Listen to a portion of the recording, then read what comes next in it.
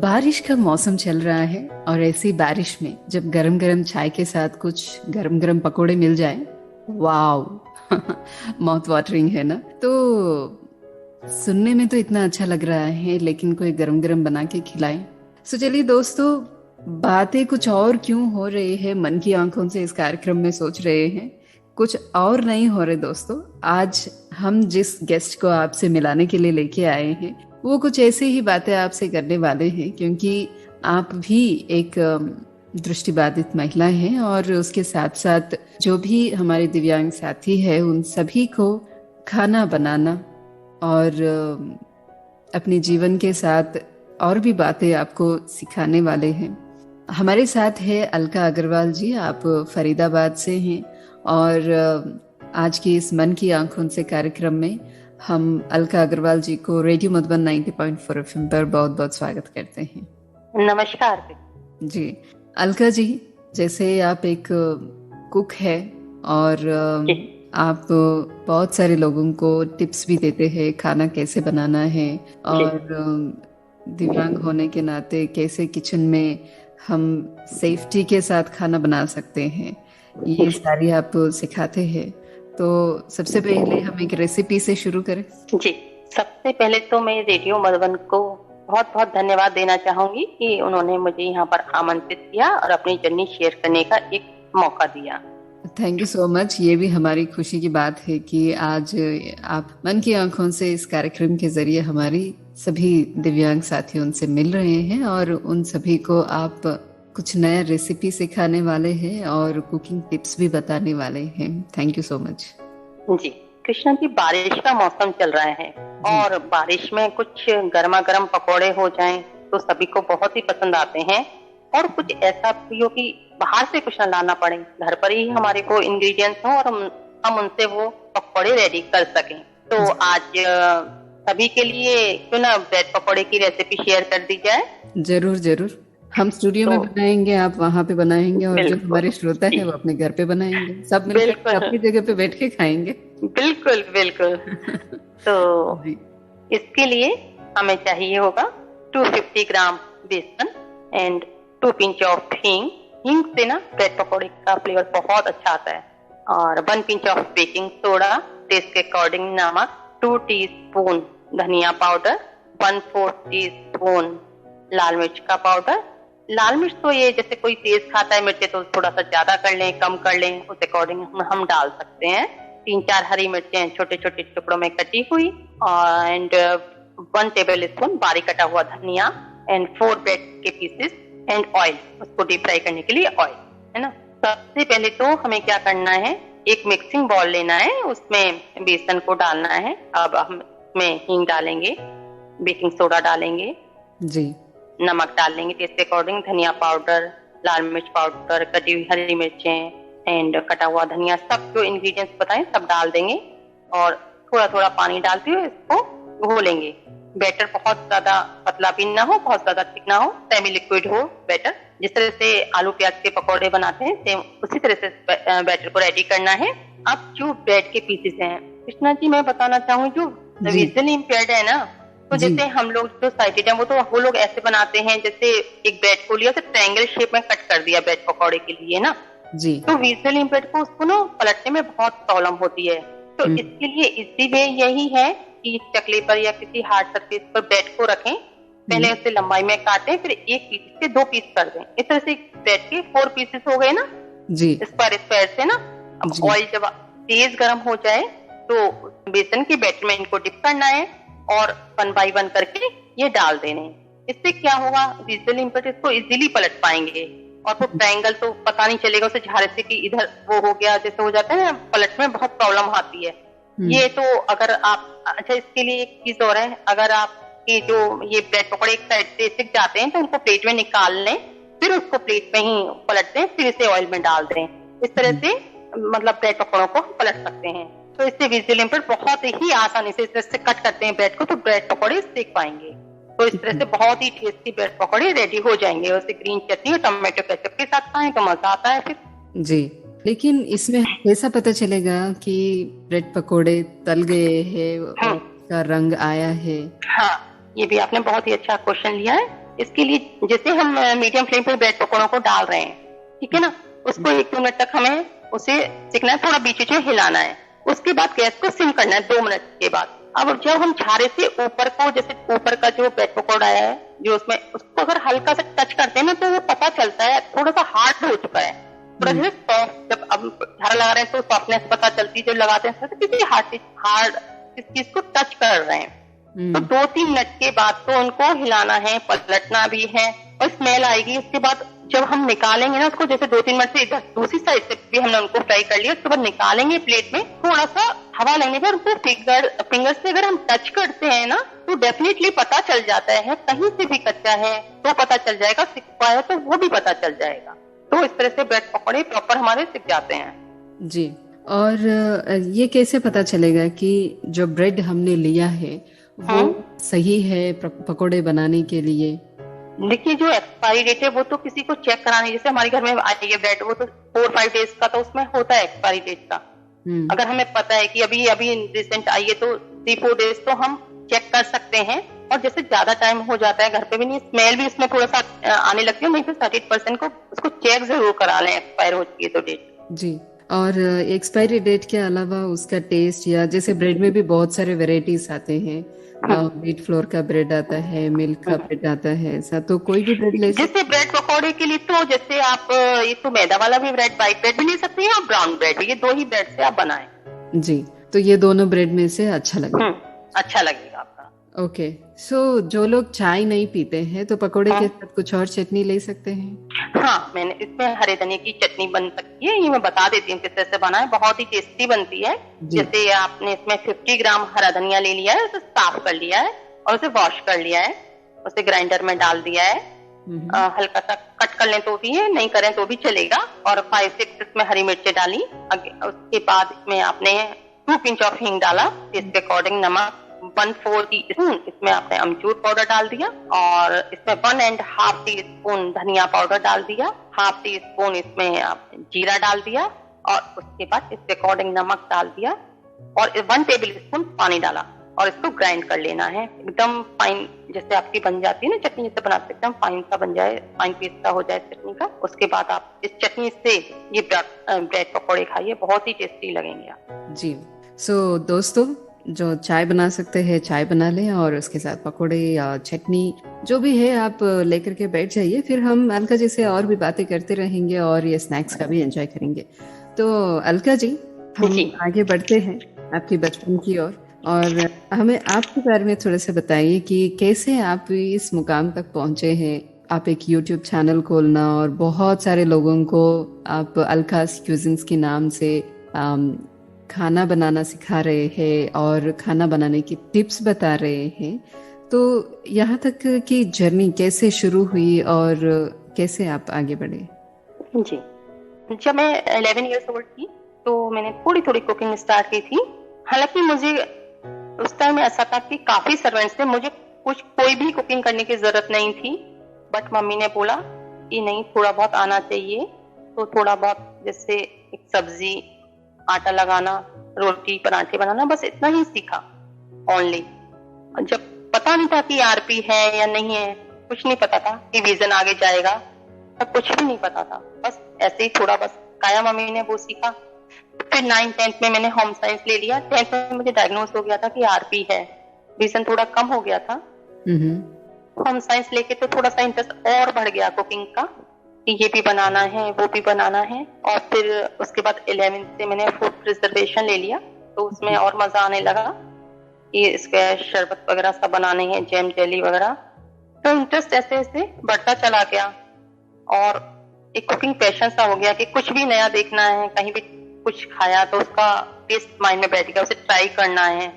तो वो सब ट्राई करते रहे और पेरेंट्स ने कभी किसी चीज के लिए मना ही नहीं किया। फिर क्या हुआ, धीरे धीरे विजन भी चला गया, बल्कि जब थोड़ा विजन सेंटर विजन गया, थोड़ा सा विजन साइड में रह गया जैसे, तब भी कुकिंग किया, कुकिंग करना ही करना है। फेस को थोड़ा लेफ्ट में करके फिर भी कुकिंग करना है, कुकिंग नहीं रुकी, एक्चुअल में कंटिन्यूअसली कुकिंग चलती रही, मतलब पढ़ाई भी चलती रही, कुकिंग भी चलती रही, सब चलता रहा। तो अगर कुकिंग उस टाइम में बंद कर देती तो शायद अब कुकिंग करने में बहुत प्रॉब्लम आती। और पेरेंट्स का सपोर्ट सबसे ज्यादा था, उन्होंने कभी मना ही नहीं किया कुकिंग करने के लिए। जी। सो अलका जी, जैसे आपने कहा कि आरपी थी और आपका विजन चला गया, ऐसा क्या हुआ था और आरपी का मतलब क्या है? ये रेटिनाइटिस पिगमेंटोसा है, इसमें धीरे धीरे विजन लॉस होने लगता है। जैसे किसी किसी का सेंटर से या साइड से, मेरा पहले सेंटर से गया फिर साइड से गया। तो फिर जब विजन चला गया तब भी फिर वो एक्चुअल में ये जो चैनल बना उसका भी वही था, मेरे फ्रेंड्स वगैरह बोले कि आप विजुअल इम्पेयर्ड के लिए कुछ कीजिए कुछ कीजिए। तो फिर मैंने सोचा कि चलो एक यूट्यूब चैनल क्रिएट करते हैं, उस पर रेसिपीज शेयर करेंगे और उसमें टिप्स भी दी जाएंगी, जिससे ना जो कुकिंग में इंटरेस्ट रखते हैं उनको हेल्प मिलेगी हर तरह से। जी। तो इस तरह से यूट्यूब चैनल क्रिएट हो गया। सो फिर जब आपका विजन थोड़ा कमजोर होता गया है तो उस टाइम डॉक्टर्स ने क्या कहा है? डॉक्टर्स ने यही बोला अभी वर्ड में कोई ट्रीटमेंट नहीं है और विजन तो लॉस होगा ही, विजन मतलब चला जाएगा, आंखों की रोशनी पूरी तरह चली जाएगी, अभी कोई ट्रीटमेंट नहीं है। और अभी वर्ड में कोई ऐसा ट्रीटमेंट है नहीं, बहुत ट्रीटमेंट लिया, आयुर्वेदिक भी लिया, एलोपैथिक भी लिया, होम्योपैथिक भी लिया, तो बट चला गया विजन। जी। सो ये किस कारण से ये हुआ है? तो जेनेटिक प्रॉब्लम है, जेनेटिक प्रॉब्लम है ये जो है ना। जी। ओके। मतलब आपके घर में भी और भी किसी को? एक्चुअली घर में तो नहीं है अभी, घर में तो नहीं है, पहले कभी किसी को रहा होगा। अभी फिलहाल तो मेरे ब्रदर वगैरह सब ठीक है, मुझे ही है। जी। ओके। सो जब आपको ये समाचार मिला कि आप देख नहीं सकते हैं और धीरे धीरे वो आपकी रोशनी चली जाएगी, तो उस समय आपने उसको कैसे लिया, ऑन किया था? उस टाइम जब पता लगा विजन जाएगा तो थोड़ा सा जैसे सुन के कि भाई लगता है कि ब्लाइंड हो जाएंगे आगे जाके, तो बहुत परेशान हुए, जैसे रोना रोना होता ही है सुन के, तो वो सभी कुछ हुआ नॉर्मली, जैसे होना भी चाहिए, जैसे सुना एकदम। फिर बस ठीक है, अपने आप को थोड़ा सा संभाला, मैं सोचा एक्सेप्ट किया ना, फिर उस चीज को पता है डिसेबल है तो एक्सेप्ट करके फिर आगे बढ़े। जी। तो पेरेंट्स ने कैसे फिर सपोर्ट किया आपको? उनको भी तो बहुत दुख हुआ होगा। हाँ, दुख तो बहुत था पेरेंट्स को, लेकिन अब ठीक है, सबने एक्सेप्ट कर लिया है, पेरेंट्स ने भी एक्सेप्ट कर लिया है। अब जिस तरह कुकिंग में टाइम निकलता है तो उन्हें अच्छा लगता है कि ज्यादा हम जैसे अपनी प्रॉब्लम को लेकर बैठे रहे सोचते रहे तो कोई फायदा नहीं है ना। तो अब पता है कि हमें आरपी है, हम ब्लाइंड है, डिसेबल हो चुके हैं, तो उसको एक्सेप्ट करके अब आगे बढ़ रहे हैं। जी। सो जैसे आपने होम साइंस पढ़ रहे थे, जब जी आपकी विजन कमजोर होना शुरू हुआ तो फिर पढ़ाई कैसे आगे बढ़ाई आपने? विजन तो कम हुआ लेकिन हो पा रहा था, मतलब इतना नहीं था, मतलब हो गई पढ़ाई। जैसे होम साइंस के, जैसे होम साइंस में स्टिचिंग वगैरह भी होती है, जैसे सिलाई मशीन में उसमें धागा डालना, वहाँ प्रॉब्लम आती थी मुझे, जैसे सुई में धागा डालते हैं ना जी, जो बारीक काम होते हैं ना उसमें प्रॉब्लम आती थी उस टाइम मुझ पर। जैसे मेरा प्रैक्टिकल था तो मैं अपनी फ्रेंड से बोलती थी कि तुम धागा डाल दो, तो वो प्रॉब्लम आती थी मुझे वहां पर। लेकिन जो स्टिचिंग की बात आती है वो सिर्फ धागा डालना ही नहीं, लेकिन स्टिचिंग भी तो सीधी करनी होती है, मतलब वो वैसे इतना तो हो पाता था, हाँ, क्योंकि बहुत ज्यादा नहीं होता था। 9th-10th में थोड़ा सा ही कुछ जैसे बाबा सूट और या जैसे कुछ सिंपल सी चीजें होती थी वो हो जाती थी। थोड़ा बहुत तो एकदम स्ट्रेट तो नहीं आ पाती थी, जैसे सिलाई होती है स्ट्रेट वो नहीं आ पाती थी, लेकिन चल गया था काम, बस हो गया। ओके। तो फिर आपने आगे पढ़ाई कहाँ तक किया है? मैंने MA किया है, इकोनॉमिक्स में किया है। उसके बाद मेरा विजन गया, पढ़ाई मेरा हो गया था कंप्लीट, विजन मतलब आई विजन लो तो हो गया था, बट उसके बाद ही मेरा विजन गया पढ़ाई कंप्लीट करने के बाद। ओके। मतलब धीरे धीरे लो होते होते हाँ, लो बिल्कुल चला गया। बिल्कुल चला गया जी। फिर उसके बाद आपने कैसे आगे जर्नी को बढ़ाया, क्योंकि पढ़ाई पूरी हो गई और विजन खत्म हो गई। पढ़ाई करते समय तो आपने बहुत सारे सपने देखे होंगे कि मुझे नौकरी करना है, ये सभी चीजें। बस जब विजन चला गया तो कुछ टाइम तो ऐसे ही निकल गया। हमारे घर में थोड़ा नहीं था कि जॉब वगैरह करानी है, फिर नहीं था जॉब वगैरह के लिए, बट अब कुछ टाइम से, जैसे 2-3 साल से सब ये टेक्नोलॉजी के बारे में थोड़ा नॉलेज हुई कि हम लैपटॉप ऑपरेट कर सकते हैं, जॉस के थ्रू, टॉकबैक के थ्रू फोन ऑपरेट कर सकते हैं, जी। ये सब जाना तो थोड़ा सा लगा कि हाँ हम भी कुछ कर सकते हैं। नहीं तो अगर आप सोचे ना, अगर लैपटॉप हो ना फोन हो तो कैसा है जीवन, बहुत मुश्किल हो जाएगा आज के टाइम में निकालना। जी जी जी। तो टेक्नोलॉजी के बारे में सारी जानकारी मिली, तो लैपटॉप सीखा, फोन वोन ऑपरेट करना सीखा, तो अब अच्छा लगता है, सब कुछ अच्छा लगता है। अब ठीक है, जो प्रॉब्लम है वो तो है ही। सो हाँ। आपकी पढ़ाई पूरी होने के बाद जिंदगी की दूसरी पढ़ाई की आपने? हाँ बिल्कुल नए बिल्कुल। तरीके से पढ़ाई करना सीखा आपने? अब तो जीना आ गया है इस जी प्रॉब्लम के साथ, तो अब कुकिंग की क्लासेस भी ले रही हूँ, तो सब बहुत कुछ है। जी कुकिंग का चैनल है, सब कुछ, टाइम पता भी नहीं चलता, टाइम निकल जाता है ऐसे ही। जी। सो जैसे विशन चला गया, फिर आप अपनी मोबिलिटी के लिए ये लैपटॉप चलाना वगैरह जो सीखा है, तो ये कहाँ से सीखा आप? ने भी यहाँ फरीदाबाद में है, वहां से मैंने लैपटॉप सीखा, जी। और फोन तो इसी घर में ही सीख लिया था। हम्म। तो अभी जैसे रेडियो उड़ान मैंने ज्वाइन किया है, तो वहाँ शोज आते हैं, तो एडिटिंग वगैरह वहां से रेडियो उड़ान से सीखी मैंने। वंडरफुल। जी। तो सब अपने शोज की एडिटिंग खुद ही करती हूँ। हम्म। पहले कुकिंग का शो था मेरा रेडियो उड़ान पर, इस टाइम सफर मंदिरों का चल रहा है, जी। तो उसकी एडिटिंग वगैरह करते हैं, उसमें भी काफी टाइम निकल जाता है। हम्म। बहुत अच्छा। तो एक आरजे होके दूसरी आरजे से बातचीत कर रहे हैं, आप इंटरव्यू दे रहे हैं। नहीं, बहुत अच्छा लग रहा है आपके साथ बात करके। मान लीजिए आप ही इस मन की आंखों से कार्यक्रम का आरजे हैं, आप अपनी अंदाज में एक मैसेज देना चाहेंगे अपने श्रोताओं को? मन की आंखों से जी मैसेज तो यही देना चाहूंगी, देखिए कोई भी प्रॉब्लम है या कुछ भी, आप लाइफ को वहां रोकिए मत, खत्म मत कीजिए। बहुत कुछ है आज के टाइम में, अगर आपको आगे बढ़ना है तो बहुत कुछ है। देखिए मैं भी कुछ नहीं थी, मैं भी एक सिंपल ही थी कि एक लड़की जिसकी आंखों की रोशनी चली गई है और घर में बैठी है, वो ऐसे ही थी मैं भी बिल्कुल। लेकिन आज टेक्नोलॉजी के डेवलपमेंट को देखिए ना, कितना बढ़ चुका है, उसको सब सीखा करा और आज यहाँ तक पहुंचे, आरजे बन गए रेडियो उड़ान पर, और यूट्यूब पर अपने इतने सारे जो रेसिपीज लेकर आती हूँ सभी के लिए। अगर मैं आगे नहीं बढ़ती तो फिर ये सब पॉसिबल था ही नहीं ना। आप देखिए कुछ भी पॉसिबल नहीं था करना। तो डिसेबिलिटी को आप ये मत सोचिए डिसेबिलिटी है मुझे, और आगे बढ़ी है उसे एक्सेप्ट करके। जी। बहुत अच्छी बात कही आपने, लेकिन आप अलका की तरह बोला है, हम आरजे अलका को सुनना चाहते हैं। आरजे अलका को सुनना चाहते हैं? ऐसा तो कुछ भी नहीं है। जब आप शो करते हैं रेडियो उड़ान में, तो कैसे करते हैं? रेडियो उड़ान पर तो कुकिंग के और सफर मंदिरों का जी यही शोज होते हैं। जी जैसे करते हैं तो जैसे बोलते हैं कुछ झलकियां जो आप मंदिरों का कार्यक्रम जो जी करते जी हैं। जी जी जी बिल्कुल बिल्कुल। जी। ठीक 8 बज चुके हैं और प्रारंभ हो चुका है आपका ही पसंदीदा कार्यक्रम, जिसका नाम है सफर मंदिरों का, और मैं हूँ आपके साथ आरजे अलका अग्रवाल। कहिए मित्रों, कैसे हैं आप सभी?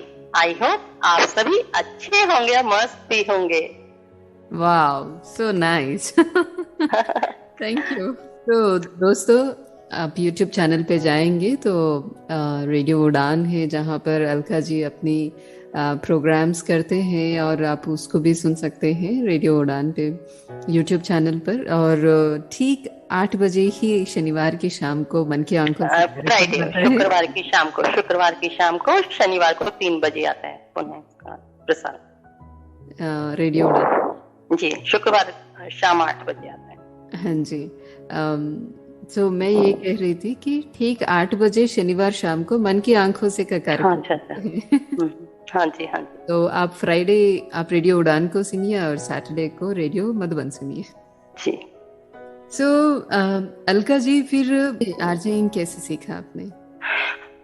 रेडियो उड़ान को ज्वाइन करने के बाद ही यहाँ पर जब ऐसा नहीं कोई स्पेशल कोई ट्रेनिंग ली हम्म। है ना, तो जब रेडियो उड़ान को ज्वाइन किया तो जैसे यहाँ रेडियो उड़ान से सर हैं, उनके टच में आए तो उन्होंने थोड़ा बताया इस तरह से बोलो, थोड़ा इस तरह से थोड़ा सा गाइड किया मुझे, और उन्होंने एडिटिंग भी सिखाई मुझे किस तरह से करना है, ऐसे बीजीएम इस तरह से लगाना है, इस तरह से करना है। तो काफी कुछ मुझे सीखने को मिला रेडियो उड़ान पर जी। मैं पूरी रेडियो उड़ान की टीम को थैंक्स बोलना चाहूंगी जिन्होंने मुझे ये प्लेटफॉर्म दिया और मुझे कुछ सीखने का मौका दिया। जी। आप कितने समय से कर रहे हैं कार्य? मेरे को 1.5 ईयर हुआ। जी। ये जो मंदिरों का सैर कराते हैं आप अपने प्रोग्राम में, आप कैसे कराते हैं? आपने पूरा ट्रैवल किया है, उसका हिस्ट्री सुनाते हैं या कैसे सुनाते हैं आप? एक्चुअल में ट्रेवल तो नहीं किया, कुछ कुछ किया है, सारा नहीं कह सकती कि किया है मैंने। जैसे मैंने स्टार्ट किया है मथुरा से, क्योंकि मथुरा से बिलोंग करती हूँ, तो पहले ब्रज का पूरा कवर किया है मैंने। मथुरा, वृंदावन, नंदगांव, गोवर्धन, बरसाना और इधर ब्रज के 4 धाम, ये सब कवर किए हुए हैं, क्योंकि इधर तो हमने किया हुआ है यात्रा। और काफी टाइम से मतलब मेरे को स्पिरिचुअल में काफी वो है, तो मैंने काफी कुछ सुना है, जैसे मुझे कथाएं सुनना, सॉन्ग डिवोशन सुनना, सब काफी कम से कम 15-20 साल से मैं काफी कुछ सुन रही हूँ, तो नॉलेज है मुझे थोड़ा बहुत। और जैसे किसी और मुझे मंदिर की जैसे देनी है इंफॉर्मेशन, सफर मंदिर में जैसे पंढरपुर का दिया है, श्रीनाथ जी का दिया है, तो काफी कुछ सर्च करके, पढ़ के, सुन के, सारा कलेक्ट करके फिर तब रिकॉर्डिंग करती हूँ। जी। अभी मैंने उत्तराखंड के 4 धाम का दिया है कल शो। जी। आ जाएगा वो ठीक 8 बजे। जी, बहुत अच्छी बात है। मतलब अगर कोई उस जगह पे नहीं भी गया है तो आप सुन करके वो पूरा दर्शन कर सकते हैं। दर्शन कर सकते हैं। तो उसके पीछे क्या है, पुराने कथाएं भी बताई गई हैं जी, मंदिर के बारे में, पुराना उसका पौराणिक इतिहास क्या रहा है, तो वो भी सारी आपको जानकारी मिलेगी। जी, बहुत अच्छी बात है अलका जी। हम थोड़ा सा कुकिंग में वापस आते हैं। जैसे आपने ये रेसिपी सुनाया और उसको कैसे बनाते हैं, तो ज़्यादातर ये होता है कि जो दिव्यांग साथी होते हैं उनको खाना बनाना बहुत चैलेंजिंग होता है, और बहुत सारे फैमिलीज सपोर्ट भी नहीं करते हैं कि आप खाना बनाओ या खुद से ये सभी चीज़ें। तो जैसे रेसिपीज आपने बताया, और जो रेसिपीज आपने सिखा रहे हैं अभी, बहुत सारे दिव्यांग साथियों के साथ ये होता है कि उनको सपोर्ट नहीं मिलता है या खुद से हिम्मत नहीं होती है कि हाँ हम कर सकते हैं इस प्रकार से। आप क्या टिप्स देना चाहेंगे कि क्यों एक सेल्फ डिपेंडेंट होना चाहिए और कैसे वो बिना खतरे का खाना बना सकता है? नहीं, बहुत ही अच्छा आपने क्वेश्चन पूछा है कि सेल्फ डिपेंडेंट क्यों होना चाहिए। देखिए, अगर कोई भी लड़का या लड़की दृष्टिबाधित है तो उसके सबसे पहले पेरेंट्स को सपोर्ट करना चाहिए, उसे मोटिवेट करना चाहिए। देखिए, बच्चा कहीं दूर भी पढ़ने जा सकता है, और आज इस बार देखा आपने कैसा टाइम रहा, लास्ट ईयर से कोरोना, तो सारा लॉकडाउन, कहीं कुछ भी नहीं मिल रहा है जी। एटलीस्ट उसे इतना तो आए कि अपना रोटी बना ले, दाल बना ले, चावल बना ले, अपना पेट तो भर ले। अगर आपने बचपन से उसे कुछ, आपने उसे छोटेपन से कुछ करने ही नहीं दिया, तो वो कैसे आगे करेगा, ये बताइए। चाहे लड़का है लड़की, कुकिंग दोनों को करनी चाहिए, दोनों को ही आनी चाहिए। जैसे मुझसे अभी काफी स्टूडेंट्स ऐसे भी मिले हैं जो बिल्कुल उन्होंने बचपन से मतलब कुछ टच ही नहीं किया, किचन में भी नहीं गए, तो वो बहुत मुश्किल हो जाता है उसको सीखना ना। तो बल्कि पेरेंट्स को चाहिए, उनकी मदर को चाहिए, खुद थोड़ा थोड़ा उन्हें कराएं कि देखो बेटा ये गैस है, इसको ऐसे करो, कम से कम तुम्हें अपना करना तो आना चाहिए एटलीस्ट। तो पेरेंट्स का सपोर्ट, उनका एनकरेजमेंट बहुत जरूरी है। मैं तो सबसे ज्यादा वही कहूंगी, पेरेंट्स अगर इस प्रोग्राम को सुन रहे हो तो अपने, अगर कोई भी दृष्टिबाधित बच्चा है आपके यहाँ, तो उसको एनकरेज कीजिए, उसको थोड़ा सपोर्ट कीजिए कि वो थोड़ा कुकिंग करे। आजकल तो इतने अच्छे अच्छे बर्तन, सब पैन और इतने अच्छे आ गए हैं कि बहुत ही अच्छे से आप कुकिंग कर सकते हैं एकदम सेफली, हम्म। है ना। जी जी। तो काफी कुछ है करने के लिए, आगे तो बढ़े, एक कदम आगे तो बढ़ाएं। जी। सो जो न्यू बिगिनर्स होते हैं उनको आप क्या टिप्स देना चाहेंगे? न्यू बिगनर्स होते हैं उनको तो वही कि सबसे पहले तो थोड़ा जैसे चाय वगैरह उससे स्टार्ट करें, और किचन में आपकी मदर है, कोई स्टडी पर्सन खड़ा कर लें, उनसे पूछें आप कि किस तरह से हम गैस को मतलब ऑन करें, ऑफ करें, है ना। थोड़ा सा किसी के साथ अगर आप स्टार्ट करते हैं ना कुकिंग, और ऐसा नहीं है कि जैसे आज तो कर लिया फिर 2 मंथ्स तक कुछ भी नहीं किया, तो वो पॉसिबल नहीं है ना हम्म। कि आप कुछ कर पाएंगे। थोड़ा थोड़ा प्रैक्टिस तो करें हर चीज की, जी। चाहे लड़का है चाहे लड़की है। अगर आप 10वीं बार देते हैं, थोड़ा थोड़ा कोशिश करें और आप कर पाएंगे। हम्म। मुझे ये लगता है अगर मैं कर सकती हूँ टोटली ब्लाइंड होकर, तो सभी कर सकते हैं अगर कोशिश करें तो। जी। सो अलका जी, आपने अभी तक कितने कुजिन्स बनाए हैं? काफी है मेरे चैनल पर, 240 है आई थिंक, काफी दिन से चेक नहीं, 245 या 240 है उस पर मेरे रेसिपीज अलकास किचन पर। सो ये सारी रेसिपीज आपने खुद से बनाई हैं? हाँ, मैंने खुद से बनाई है, कुछ तो बहुत पहले से बनाती आ रही हूँ, कुछ नई भी बनाई है, लेकिन बिना बनाए कुछ भी, सब कुछ ट्राई करा हुआ है। एक एक आपका इंग्रेडिएंट सब एक्यूरेट मिलेगा, आप इसे चेक कीजिए, बनाइए। काफी लोगों ने बनाया भी है, सब कुछ मेरा ही बनाया हुआ है। जी। सो इसमें कुछ ऐसी चीजें हैं जो आप मतलब विजन जाने के बाद आपने ट्राई किया या कुछ नया हाँ, बना? बहुत बहुत सारी हैं, विजन जाने के बाद तो बहुत सारी चीजें हैं। जैसे मैंने इसमें आपके लिए अभी रेसिपी अपलोड की थी, Nawabi white gravy paneer, Nawabi paneer share किया है, वो भी विजन जाने के बाद बनाया। गोभी के नरगिसी कोफ्ते हैं, हम्म। खजूर के नवाबी कोफ्ते हैं, एंड दिल बहार कटलेट हैं, अच्छा। एंड चीज बॉल है, एंड बहुत काफी कुछ है। मुझे एक्सेप्ट बहुत बहुत कुछ है जो विजन जाने के बाद ही मैंने बनाया। हम्म।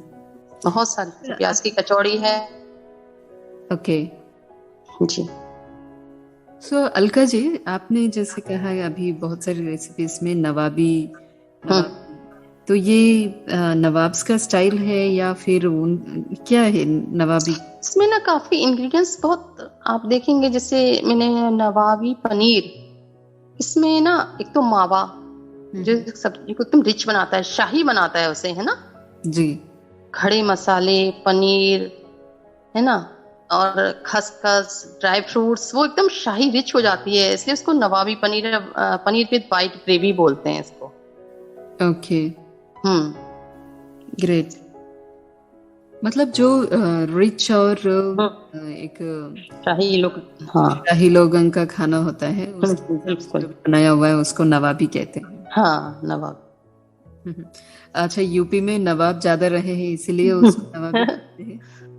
बिल्कुल बिल्कुल। Very nice. सो इसके अलावा और कुछ रेगुलर किचन के हिसाब से आप टिप्स देना चाहेंगे? रेगुलर किचन के हिसाब से तो देखिए, सबसे पहले तो जैसे आप कुछ भी काम कर रहे हैं किचन में, तो किचन प्लास होना मस्ट है आपके लिए। हम्म। आप जो जैसे बहुत से लोग कपड़े ले लेते हैं उसमें फायर लगने का डर रहता है, किचन प्लास हम लोगों के लिए बहुत यूजफुल है। जी। और पेन ऐसा लें जैसे उसमें हैंडल हो प्लास्टिक का, हम्म। जैसे मैं भी चाय बनाती हूँ तो उसमें प्लास्टिक का हैंडल है, और जो चाय का पेन है वो स्टील का लिया हुआ है। क्यों? अगर उसमें जैसे चाय ऊपर आएगी ना, छन से आवाज आती है, अगर हल्का सा भी दूर है तो आप पास आ जाएंगी, जी। है ना। एल्युमिनियम के उसमें पेन में इतनी नहीं आएगी, आपको निकल भी जाती है कई बार। अगर इसी तरह हम मिल्क को बॉईल करते हैं, या तो मिल्क बॉयलर यूज करें जिसमें विसिल आती है, या स्टील का पतीला ले लें। तो जी। जैसे बड़ा पतीला होगा आपका, तो 1 लीटर दूध या 1.5 आप इसमें बॉईल कर रहे हैं, तो जैसे ही ऊपर आने लगेगा ना, आपको आवाज साउंड करेगा, वो छन छन छन छन करके आएगा, तो आप एकदम गैस को बंद कर देंगे। जी। तो छोटी छोटी चीजें हैं, अगर हम उस पर ध्यान दें तो हम मतलब कुकिंग बहुत अच्छी से कर सकते हैं। जी। उसमें आपका दूध निकलने का डर नहीं है, चाय का निकलने का डर नहीं है, हम्म। है ना। तो इसको, ये चीजें हमारे मतलब होनी चाहिए किचन में। जी। सो जो लोग एकदम बिगनर्स होते हैं, जी उनको क्या क्या स्किल्स या क्या सेंस रखना होता है किचन में खाना बनाने के लिए? देखिए, हमारी सबसे पहले टचिंग पावर, हमारी स्मेल, वो उस पर एकदम, अब ये नहीं है कि आपका ध्यान तो कहीं और किचन में आप काम कर रहे हैं, बिगनर हैं, हम्म। पूरा कंसंट्रेशन किचन में है तो किचन में ही होना चाहिए, हम्म। है ना। पूरा जी। किचन में ध्यान से पूरा काम करें। और जो जैसे अब आपको, जैसे सपोज आपको चाय ही बनानी है, हम्म। सबसे पहले आपकी चाय पत्ती, चीनी, मिल्क एकदम पास में ही होना चाहिए। हम्म। ऐसा नहीं है ना आप इधर ढूंढ रहे हैं उधर ढूंढ रहे हैं। मैं तो यही बोलती हूँ, अपना जैसे क्लास लेती हूँ, कि जी। अगर आप क्लास करें उससे स्टार्ट करने से पहले आपके गैस स्टोव के पास आपके काउंटर पर सारे इंग्रेडिएंट्स होने चाहिए। ये नहीं है आप एक उधर अलमीरा से निकाल लें, एक उधर से निकाल लें, मतलब नहीं है। पूरा पास में रखो जिससे आपको कोई प्रॉब्लम ना हो। अगर हम्म। कुछ डाल रहे हैं तो सब कुछ प्रॉपर, आपके स्पाइसेस भी बिल्कुल पास में ही होने चाहिए। सारी आपकी वेजिटेबल्स, आपको पानी की जरूरत है, वो भी आपके काउंटर पर ही होना चाहिए।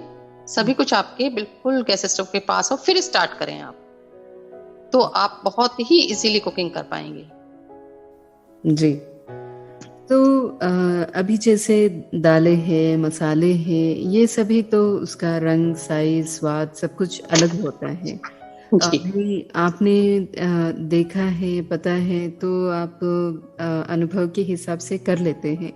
जी लेकिन जिन्होंने कभी देखा ही नहीं कि ये दालें कैसे होते हैं और उसकी स्वाद कैसा, उसको क्या कहते हैं, वो कैसे सीखे और वो कैसे ये सभी चीज़ों को तैयार करके रखेंगे? नहीं, जैसे उन्होंने कभी देखा ही नहीं है तो वो टच कर करके ही देखें। जैसे अरहर की दाल है, वो थोड़ी सी फ्लैट होती है ना, जैसे छोटी थोड़ी फ्लैट होती है। चने की दाल है, वो थोड़ी मोटी होती हम्म। है ना। तो जैसे डिब्बे अगर वो फिल करके रखें, थोड़ा इस तरह से अरेंज करें।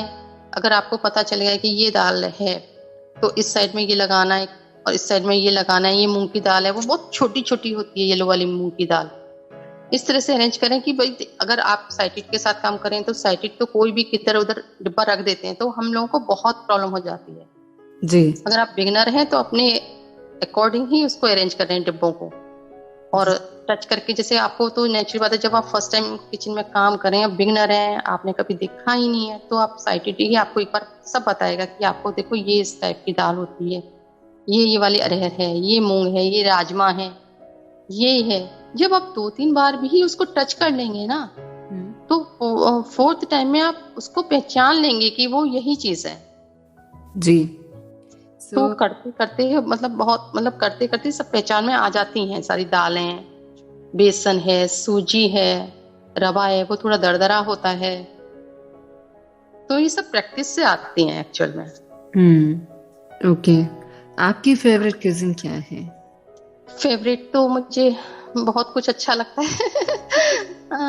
वैसे मैं मथुरा से बिलोंग करती, तो मुझे बेड़वी वहाँ की और आलू का झोल ये बहुत अच्छा लगता है। हमारे तो मोस्टली बनता भी रहता है, जैसे कोई भी फेस्टिवल हो, बेड़वी आलू का झोल बनता ही बनता है। वैसे मुझे मखनी दाल भी अच्छी लगती है, पाव भाजी भी अच्छी लगती है, जी। और काफी कुछ अच्छा लगता है मुझे खाने में तो। अच्छा, ये जो भेड़वी और आलू का झोल, जी। मैं ये तो पहली बार सुन रही हूँ। अच्छा, तो आप इधर ब्रज में आएंगे मथुरा में तो स्ट्रीट फूड है वहाँ का। आपको हर रेस्टोरेंट, छोटे छोटे ढाबे, होटल, सब पे मॉर्निंग में नाश्ते में आपको मिलेगा अच्छा। बेड़वी आलू का झोल, है ना। कहीं कहीं पंपकिन की खट्टी मीठी सब्जी भी उसके ऊपर डालते हैं, तो हम्म। दोने में देते हैं, बहुत अच्छा लगता है। मतलब आपका ये मथुरा में ब्रजवासी है, जी। फेमस है वहाँ भी। और जगह जगह हर रेस्टोरेंट वगैरह में सब जगह आपको ही मिलेगा मॉर्निंग में वहाँ जलेबियाँ और ये बेड़वी आलू का झोल, मतलब एकदम फिक्स है कि मिलना ही मिलना है। हम्म। जैसे आप साउथ में जाते हैं तो इडली डोसा जरूर हाँ हाँ हाँ, बनाइए। बिल्कुल मथुरा साइड आएंगे तो आपको यही मिलेगा, जी। बेड़वी आलू का झोल नाश्ते में, और जलेबी यहाँ ये फिक्स होती है मॉर्निंग में ब्रेकफास्ट में। तो ये कैसे बनाते हैं? जी, ये बेड़वी के लिए मैं आपको बता देती हूँ जी। ये जैसे उड़द की दाल होती है ना, जो व्हाइट वाली धुली हुई उड़द, उससे बनती है। जी। आटा, आटे में नमक डालते हैं, मोइन डालते हैं, है ना। हम्म। वो आटा करके रखते हैं, और उड़द की दाल को 5-6 आवर्स के लिए सोक कर देते हैं, अच्छे से उसे वॉश करके भिगो दिया। फिर उसके बाद उसको 15 मिनट्स के लिए छलनी में डाल देते हैं जिससे पानी निकल जाए, पानी बिल्कुल नहीं रहना चाहिए। उसके बाद इसको ग्राइंड करना है, और कैसा ग्राइंड करना है, एकदम दरदरा, एकदम फाइन पेस्ट नहीं बनाना है दाल का, उसको दरदरा ही बनाना है। उसके बाद उसमें सारे मसाले डालने हैं आपको। इसमें हींग का फ्लेवर बहुत अच्छा आता है, हींग तो जरूर डलेगी इसमें। हींग और इससे दरदरी कुटी हुई सौंफ, धनिया पाउडर, लाल मिर्च, नमक, ये सब डाल के अच्छे से मिक्स कर लेना। और हरा धनिया आपके पास अवेलेबल है तो बारीक कटा हुआ हरा धनिया भी डाल लें। हरी मिर्च हम लोग कम डालते हैं क्योंकि इसमें कई बार कचौड़ियाँ फट जाती हैं, तो लाल मिर्च पाउडर लगा देते हैं। फिर इसको जैसे उसमें से, जैसे आप कचौड़ियाँ बनाते हैं आलू की ना, इसी तरह से उसमें से लोई लेके उसे थोड़ा सा बेल के इसे फिल करके फिर सेकते हैं इसको, कचौड़ियाँ बेड़वी को। एक तो इस तरह से बनती हैं, एक तरह से ये भी बनती हैं जैसे आटा लिया, गेहूं का आटा लिया है, उसमें नमक डाल दिया और मोइन डाल के, और जो आपकी उड़द की दाल है ना, उसको 3-4 घंटे पहले क्या करना है, हल्का सा क्रश कर लेना है, ड्राई एकदम, उसे वॉश नहीं करना है, ड्राई। क्रश करने के बाद उसमें बहुत हल्के से छींटे मारने हैं पानी के, हल्का सा उसमें मॉइस्चर हो जाए 2-3 घंटे पहले। उसके बाद इसको आटे में डाल देना है, और ये नमक, सूखा धनिया पाउडर, दरदरी कुटी सौंफ और हींग, लाल मिर्च पाउडर डाल के अच्छे से मसल के आटे को रेडी कर लेना है। बहुत टाइट भी नहीं, बहुत सॉफ्ट भी नहीं, मीडियम। फिर इसको बेलकर इसकी भी आप बेड़वी बना सकते हैं। इस तरह से 2 तरह से बेड़वी बनती हैं। और आलू का झोल, उबले हुए आलू लेने हैं आपको, छीलकर उनको पानी में मिक्स कर लेना, थोड़ा फोड़ लेना है, बहुत एकदम ऐसा नहीं करना है, बारीक नहीं, बस थोड़ा सा क्रम्बल करना है। एंड उसमें अब आपको पैन में ऑयल या घी, जो भी जिसमें भी बनाना चाहते हैं, गरम करना है। हींग, जीरा, कटी हुई हरी मिर्च, धनिया कटा हुआ वो डालना है, और मसाले हल्दी, नमक, सूखा धनिया, लाल मिर्च पाउडर, अमचूर पाउडर, और ये डाल देना है जो आपने पानी में आलू को फोड़ा है, ये डाल देना है। और टेस्ट के अकॉर्डिंग उसके बाद नमक और गरम मसाला पाउडर अच्छे से मिक्स करके, और इसको 5-6 मिनट तक अच्छे से बॉईल करना है।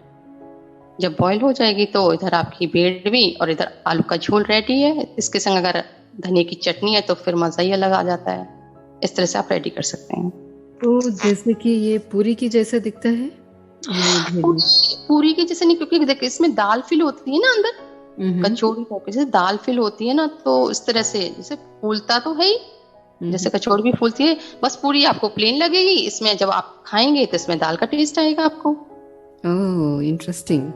बहुत टेस्टी लगती है। ये कचौरी की दूसरी रेसिपी है। हाँ हाँ, yes yes. Okay, very nice. आपकी फेवरेट क्विज़िन सिनाया आपने हमें एक क्या बोलते हैं टेस्ट भी दिया है, एंड बहुत सारी टिप्स भी बता दिया है। और आप आरजे है तो आपने आरजे की स्टाइल में हम सभी को यात्रा पे भी लेके गए हैं। हमने सुना आप गाना भी गाते हैं, म्यूजिक भी सीखा है। म्यूजिक सीखा है, बस टाइम पास है, ऐसा कुछ नहीं, प्रोफेशनल कुछ भी नहीं आता, बस ऐसे ही गुनगुना लेते हैं जब मन करता है। जी। वॉइस बहुत अच्छी नहीं है, नहीं ज्यादा कुछ आता है, बस थोड़ा बहुत ही थोड़ा बहुत आप थोड़ा सा गुनगुना सकते हैं। वॉइस तो बहुत अच्छी नहीं है, पर मैं आपको एक भजन सुनाती हूँ जो मैंने लिखा है। हाँ जी। क्योंकि मथुरा से बिलोंग करती तो मथुरा का ब्रज भाषा का ही सुनाती हूँ आज आपको, है ना। जी जरूर।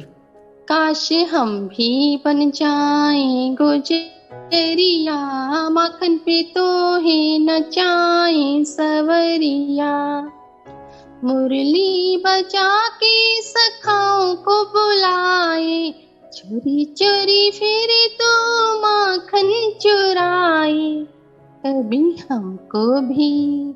कभी हमको भी सुना दे मुरलिया, माखन पे तो है नचाएं सवरिया, काश हम भी बन जाएं गुजरिया, माखन पे तो है नचाएं सवरिया, घरे घरे जाकर माखन चुराए, आधा खाए राधे आधा लुढ़काए, कभी तोड़े तू, ओ कभी तोड़े तू छाछ की मटुकिया, माखन पे तो है नचाए सवरिया, काश हम भी बन जाए गुजरिया, माखन पे तो है नचाए सवरिया। जी, बहुत सुंदर। और एक हम क्या कहते हैं, लोकल आर्ट जो होता है, एक क्लासिकल अलग होता है और एक लोकल आर्ट अलग होता है। आप उस यूपी की टच दे करके हमें बहुत सुंदर भजन सुनाए आपने, बहुत बहुत धन्यवाद आपका। Thank you, thank you. Alka ji, आपको म्यूजिक सीखने की प्रेरणा कहाँ से आई? म्यूजिक तो जब मैं 5th में थी तब मेरी मम्मी को, एक्चुअली मैं सरस्वती शिशु मंदिर में पढ़ी थी छोटेपन में, मतलब वाओ। 1st से 5th तक। तो वहां पर था थोड़ा संगीत का ना, कि जी हारमोनियम वगैरह का था, कि जैसे आपको प्रेयर गानी है तो मुझे बोलते थे कि ये हारमोनियम लो और प्रेयर सुनाओ। जी। तो मुझे भी लगा, मेरी मम्मी को, हारमोनियम हमें आना चाहिए, हम्म। थोड़ा सा गुनगुनाए। तो 5th क्लास में ही हारमोनियम ले लिया गया और तब सीखा, बट उसके बाद ना ब्रेक हो गया, काफी टाइम तक नहीं सीखा, सब छोड़ दिया। फिर 9th में, हाँ, फिर 9th में मैंने तबला ले लिया था, वो 12th तक चला। जी। फिर उसके बाद अब कुछ टाइम पहले ही मैंने सितार में 4th ईयर कंप्लीट किया है, और हारमोनियम भी सीखा था मैंने कुछ 1-2 इयर्स। तो बस इस तरह से थोड़ा थोड़ा, और बस ऐसे ही थोड़ा थोड़ा बस सीखते रहे, टाइम पास के लिए only। हॉबीज हमेशा हमें एक अलग सुकून देता है। सो जी जैसे आपको बचपन में 5th स्टैंडर्ड में भी हारमोनियम दे दिया प्रेयर गाने के जी। लिए, तो आप क्या प्रेयर गाते थे स्कूल में? वो एक्चुअल में संस्कृत की होती थी, मुझे एग्जैक्ट याद नहीं है, या वो करके थी, मुझे एग्जैक्ट अब याद नहीं है। होशियार। हाँ हाँ, यस यस, वही वही वही। मैंने भी सेम स्कूल में पढ़ाई किया है। अच्छा, ओके, वेरी गुड। हम लोग गाते थे, हे हंस हंस वाहिनी वाहिनी ज्ञान दायिनी ना, हाँ हाँ, ये भी, यस यस यस, ये भी थी। जी। सो बहुत सुंदर मेमोरीज, कहीं ना कहीं एक कनेक्शन जुड़ गया है हमारे साथ। बिल्कुल। सॉरी अलका जी, जी, आपको कुछ बचपन की यादें हैं जो स्कूल की आप शेयर करना चाहते हैं? स्कूल की तो बस वही लगता है कि बहुत अच्छा लगता है जब पुरानी यादों में इंसान खोता है ना। जैसे अब हैं हम, विजन जा चुका है, लेकिन पहले लगता था वाह कितना मजा आता था कि साइकिलिंग करना और अपने फ्रेंड्स के जाना, जब दूर दूर तक भी नहीं पता था कि विजन चला जाएगा। जी। और बहुत एंजॉय करते थे, बहुत ज्यादा एंजॉय करते थे अपनी लाइफ को। तो वो जब पुरानी यादें सब ताजा होती हैं तो बहुत अच्छा लगता है, बहुत अच्छा लगता है सब कुछ। जी, बहुत अच्छी बात है। सो अलका जी, जाते जाते आप कोई मैसेज देना चाहते हैं जो भी श्रोता आपको सुन रहे हैं रेडियो मधुबन के जरिए इस मन की आंखों से कार्यक्रम को? हाँ जी, रेडियो मधुबन के श्रोता जो भी मुझे सुन रहे हैं, मेरी एक ही सबसे रिक्वेस्ट है कि अगर किसी के भी बच्चे अगर दृष्टि बाधित हैं तो प्लीज प्लीज उनको सपोर्ट कीजिए। अगर उनको कुकिंग में है तो कुकिंग के लिए भी कहूंगी कि बहुत से बच्चे मेरे पास ऐसे भी आए हैं जो क्लास, उनको बचपन से कभी उन्होंने किचन में ही नहीं गए, तो उनको थोड़ा सा इतना ट्रेन कीजिए, आप खुद ही ट्रेन कीजिए, ऐसा नहीं है किसी और से उन्हें गाइडेंस की जरूरत है। अगर आप ही उनको थोड़ा सा ट्रेन करेंगे, सपोर्ट करेंगे, एनकरेजमेंट उनको देंगे, तो उनका कॉन्फिडेंस बहुत बढ़ जाएगा, बहुत ज्यादा बढ़ जाएगा। आप उनको पढ़ा रहे हैं, बहुत अच्छी बात है, आजकल वही टाइम है कि बच्चे इंडिपेंडेंट हो, तो वो कुकिंग में भी सेल्फ इंडिपेंडेंट हो।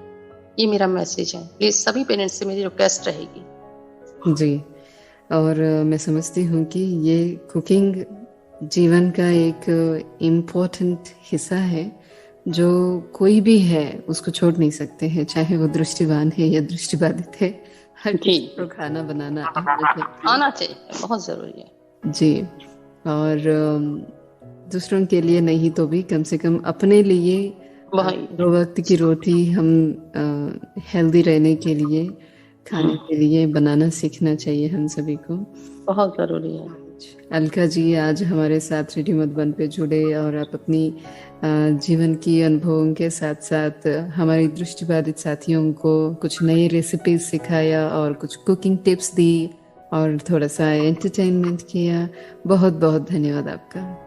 Thank you, thank you, thank you very much. जी, thank you so much. So दोस्तों, अभी तक आप सुन रहे थे अलका अग्रवाल जी को फरीदाबाद से। आप मन की आंखों से इस कार्यक्रम में आप सभी के साथ रूबरू हुए थे। तो ऐसे ही आप मिलते रहेंगे नए नए शख्सियत के साथ। हम फिर मिलेंगे अगले हफ्ते। तब तक के लिए सुनते रहिए, मुस्कुराते रहिए। Radio Madhuban 90.4 FM।